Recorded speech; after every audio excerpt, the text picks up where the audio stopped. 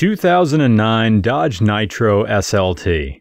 Yo, the lies are inaccurate cause this Nitro's immaculate. It mostly runs on 87 octane and ejaculate. Go ahead, hit on all the ladies this car draws. They be hassling me like Pennsylvania blue state laws. Or that girl named Jeanette who goes to school out of state. She kinda looks like Renoa from Final Fantasy VIII. But wait, she drama like Bobby Brown in New Edition. I didn't want her issue so I canceled my subscription. We bring in the news like blues bringing the clues. Like pay less BOGO sales be bringing the shoes. We put the screws to these cars so ready the glue to put the Nitro's ego back together. Regular car reviews. Lee Iacocca had to be gone before the Dodge division of Chrysler could forge something so legendarily average. This is not necessarily the worst car we've reviewed, but it's certainly the most there. I'm not sure we've gotten any car that's so completely existing. We can appreciate Chrysler reaching out to the Slumdog 100 Air with this Dodge bread maker SLT, but there's a reason that they only made this thing between 2007 and 2012. That was the only period with a tolerance for it. The Dodge Nitro made its debut at the 2005 Chicago Auto Show as a concept car with an aluminum interior design. The vents behind the front fenders, the trim around the door handles and rear hatch, the center stack and the shifter. From day one, the Nitro was such an aluminum monster that its arch nemesis was probably named Fatty Magoo. You see, the Nitro was important in its time because this was the only car that Chrysler had that was a compact SUV. They had to come out with something because the Liberty was gone, and the Jeep Wrangler started to get too big. It was no longer the small, fun, bouncy SUV that it was in the 90s. The Dodge Nitro is the car you're expected to drive if you're male. I mean, look at it. Yeah, right.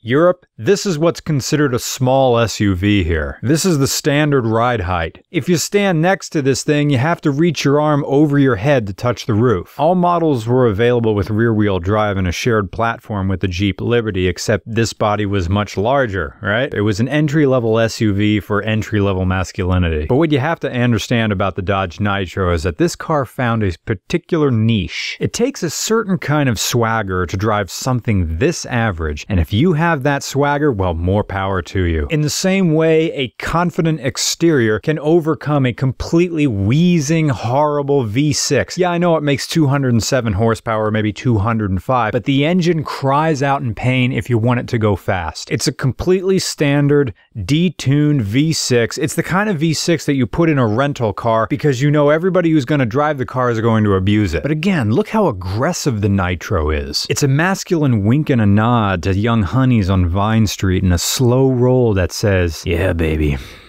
I got something for that ass. I'm gonna take you to Steak and Shake and give you a Wisconsin butterfly." The Dodge Nitro possesses a lunky, oafish symmetry, which isn't really that surprising for a mid-2000s compact SUV. Again, I say compact in quotes. And the brakes squeal like a drug dealer turning state's evidence. If you manage a GameStop and need a mobile box for your milk crates full of scuzzy hard drives jam-packed with female muscle worship porn, well, Dodge has the car for you. 2009 Dodge Nitro, the official car of middle-aged men who ask, "Who's your daddy?" just in case. Except, okay, well, this is all a bit reductive.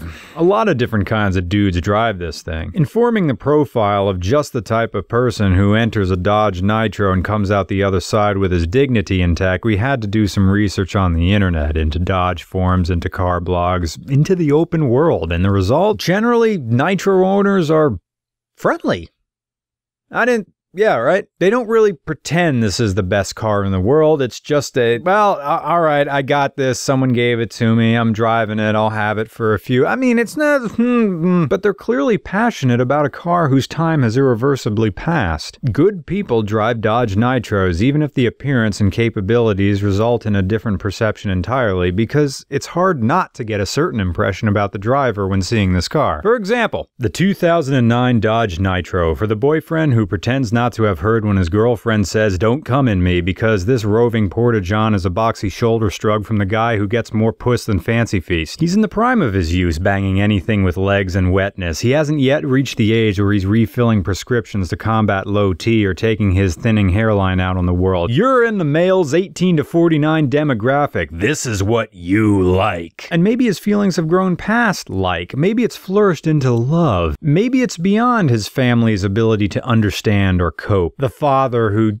just wanted you to pass the bar. The older brother who drops a thrice in the porcelain and doesn't crack a window, or the grandmother who feels that if she just gets Thanksgiving right this year, her grandson will turn straight. They won't understand this love. You own a Dodge Nitro, full of chest and pancake thick hair and the complete Wonder Shows and box set. People just don't get you because you've evolved past getting. Except maybe the problem is that people have gotten you all wrong. Maybe they just want to browbeat you into hating something that you love. So here's our advice. Don't let anybody take something you love away from you. Dude, why do you drive that car? Well,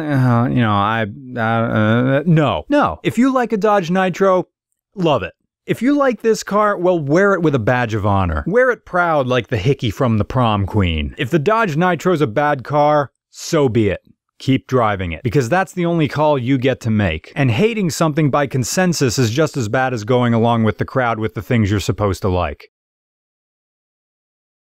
Will the Nitro be a token of some guy's thunder thighs? Oh, he never misses leg day. Oh, the workout is his prize. Why can't I just go back? It has to give a facsimile of a shifting pattern that doesn't exist on any car ever. Because it's Jaguar. Jaguar, no, that's 80s Jaguar that's ripped off of, and Mercedes. That's a Daimler Chrysler thing. It's, you know what it is? It's the workaround for having to have a button to release the gear. So by doing a jigsaw pattern, they can skirt the button requirement for an automatic transmission lever. Why was the button such a problem? This is America, man. People can't even figure out their gas from their fucking brake pedal here. Oh, the thing I love the best is the person who forgets which side the thing is on, and they have the hose pulled over their entire car. In LA, turning left is a fucking thing, and you're going right where those cars are coming from. You're okay, going that way. the arrow. Turning left is a fucking thing here. So when I drive around, I try and maximize my right turns while minimizing my left turns. Because it's a time waster. It takes forever to turn left. There's never an arrow where you need it to be. Straight, and then I gotta merge. You will be merging. We're gonna take you on the 405 freeway. Does this thing have a sport mode? Fuck. It's got, I'll tell you what, it does have a couple things. It has a 110 volt outlet, which is good. It's back here, right? Isn't there an outlet down here? Yes. It's a 110 outlet. It has locking differentials, so it actually can go off-road. Oh. It has locking diffs, and it has, that's all it has. Those are the only two things it has. I think this is, it feels a lot like the Dodge Avenger. It is. The Dodge Avenger on big tires. There's a merge and another. That's right and then a left. This is wow. The LA phenomenon.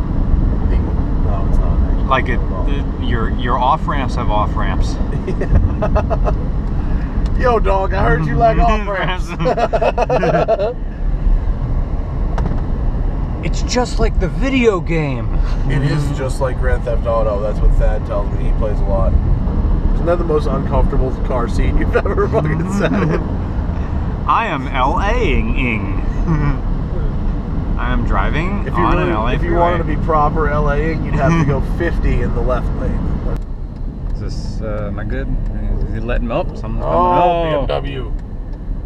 BMW driver being a BMW driver. Okay, here I go. I'm being Mr. Efficient Pennsylvania. I'm giving everybody lots of forewarning what I'm doing.